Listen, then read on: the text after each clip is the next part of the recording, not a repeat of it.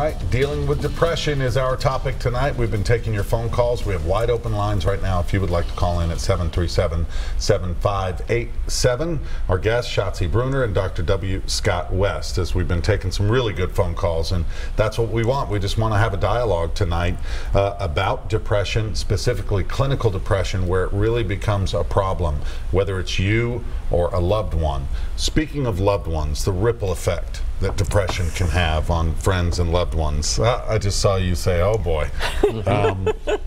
It really can impact so many others and lead to more depression in other lives, right? And you probably dealt with this personally.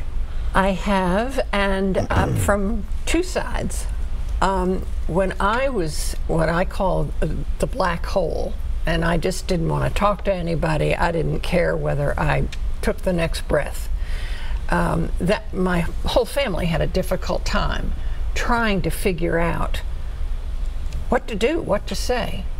But I eventually married a man who had a form of depression in which he became very rageful and agitated. Mm-hmm. And what's so difficult for a lot of family members and loved ones is the reality keeps changing. And that's what's tough to roll with the punches. For instance, you'd agree, I would agree with my husband, let's go to the movies. Great. And 20 minutes later, you have your coat on, you're ready to walk out the door, and he says, how could you even think of going to a movie? What? We can't do that. And so you're juggling. Mm-hmm. Did I describe that? You did. Depression is not an individual illness. It affects systems, it affects families, it affects work. So everybody around is being affected. That ripple effect is big ripples. Mm-hmm. When you are dealing with a patient who is suffering from depression, obviously every patient is different and at what stage, but what are the typical steps you take from a professional standpoint, clinically? The first thing that I think that we need to do is to look at the entire scenario with somebody. What's going on? We know, for example, that there's some medical conditions that can predispose to depression, hypothyroidism being one of them. Right. So we want to look and make sure there's not something going on in that regard. We want to look at safety, because with the risk of somebody harming themselves, that's always an important thing to look at. And we look at their environment, look at their own genetic background, not the genetic testing necessarily, but maybe that. But is there a family history? And we try to understand what's going on with that individual. And then there are basically three different, I'd add a fourth, but we think of the psychotherapies, we think of medications, we think of neuromodulation, which TMS is part of. But there are also just holistic things to do that somebody can take care of themselves. As Schatzie mentioned a little earlier, when you're really depressed, you don't feel much like doing a lot of those things to take care of yourself. It's really hard to get up and get going, to take that first step. Yes. But if you can do that, we want to encourage that. But we want to engage the dialogue so people can reflect on what's going on in their lives, and whether it's through cognitive behavior therapy or another type of psychotherapy. If somebody is interested in the somatic treatments, the medications and neuromodulation, that becomes part of the discussion. Now, when you say neuromodulation, you mentioned the TMS. TMS, thank you, is part of that, but what else is under that? ECT, or electroconvulsive therapy, has been around for about 75 years. Right. There have been a lot of advances in it in recent years. Mm-hmm. Vagal nerve stimulation was cleared by the FDA in 2005 to treat depression. And so those become options if people want to look at that. Generally, we're going to think about the psychotherapies, the counseling, and the medications as an initial step. There are several different classes of antidepressants.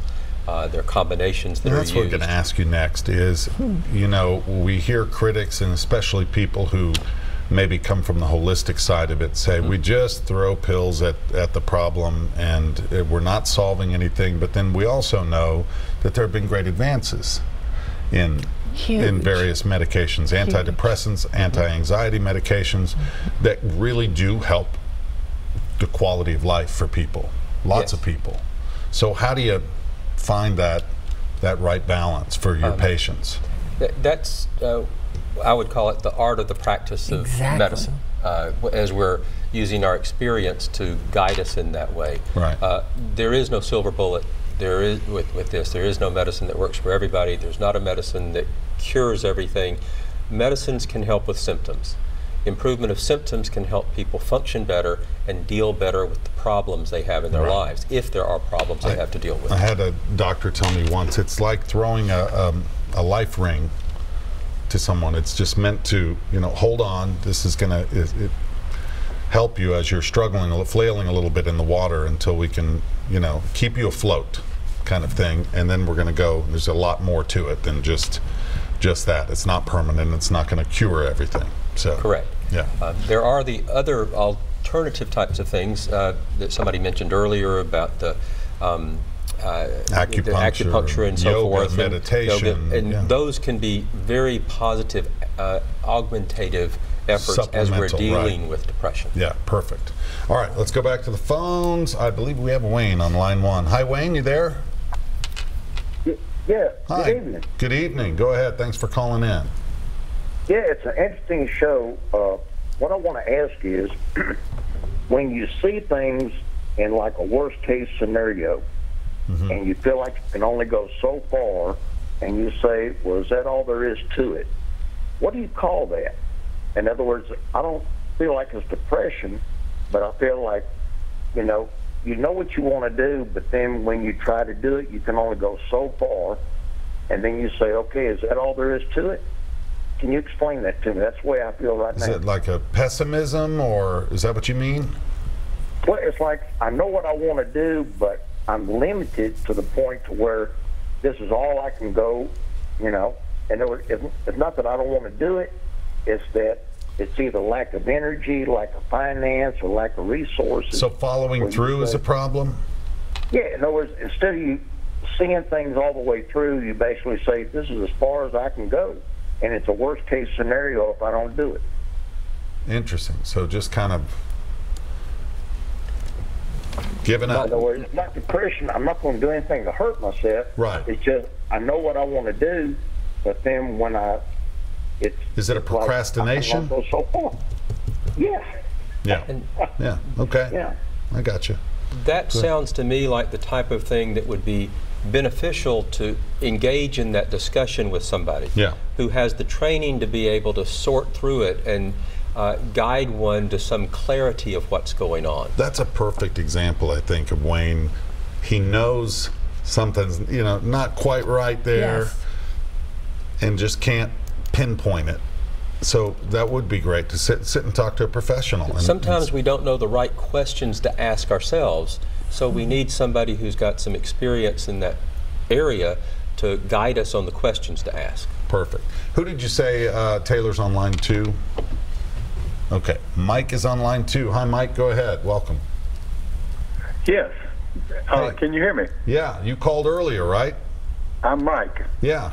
Go ahead, Mike. Glad to have you back. Okay. Thank you for this wonderful discussion that you're having tonight. It really is very much on point. Oh, good. Thank you. One of the things I'd like to ask you is many churches of many different denominations employ counselors to work with the members of that congregation to help them with stress or depression. The religious element, many times, along with really capable counseling, rescues many people who are having depression experiences or struggling with depression. Would these two experts please counsel or respond to the value of religious faith along with counseling? Thank you very much. All right. That's great. I think there's a huge value to it. It's an important part of so many people's lives, and there are a lot of people that they can trust. Yes, and trust becomes a big component of this. Having somebody you can trust that you can talk to is very important. I've found that over the years that many people find great benefit from having someone they can talk to about spiritual needs and receive feedback from a faith-based conversation. And so it is a powerful component at times. And I know I found faith really for the first time years after I had been diagnosed. And I'm not sure what triggered it, but I found a lot of comfort in that for me. And I didn't have that as a support through the years and years, because I believe I was depressed as a child. And suddenly I was reading about everybody I could think of who wrote spiritual books. And it just helped. It got me away from talking about, that inner voice that you hear all the time. I stopped that voice that said, I hate you, you're awful, you are a miserable person. And that used to be a constant that people don't talk about, but that's the whole point of what we're doing. It's time to talk about it. How long did it take you to write this book? I'm going to hold it up here if we can get it. Thank you. That's funny. I worked on it for 3 months, and then I went to Dr. West, and I had TMS, and I put all of that writing aside, and I wrote it in 6 months. 6 months. Oh, there we got it. We've got a graphic up. That's great. Thank you. Was it cathartic for you? Or I think did you find it was already in you, and you know, 6 months is not that's a pretty quick. Well, there is. After the TMS, I was thinking so much more clearly. That was the difference. Right. And I didn't spend as much time thinking, should I do this? Shouldn't I do this? Is it the right thing to do? But I had the confidence to go ahead and just write it. Of course, there was a fear factor in talking about some of the most personal things in my life. But this is now a passion of mine because I spent so many years without ever telling anyone. When we come back, we have to take another break, but I want to just talk about the genesis of New Way Now. Great. All right? Great. A little bit more, and maybe take a few more calls that we've got on hold. Callers, hang tight. We've got to do a little more business. We'll be right back.